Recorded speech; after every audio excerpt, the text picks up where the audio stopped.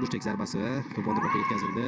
O'yinchilar bir-birlarini to'p bilan ta'minladi. Oldinga bordi. Qisqa pas, zarba, gol, hisob ochildi.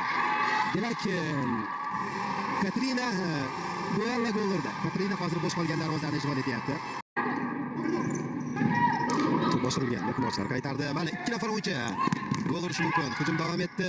Gol 2-0.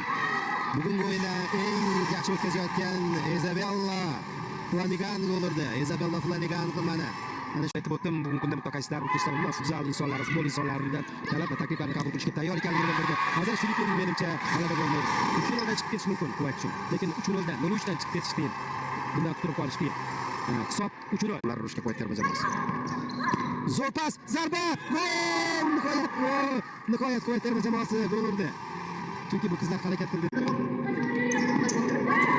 Yana bir uzatma. O'tmadi. Keyingisi Roza Bosh, To'lida, Yakub. Umordek xato.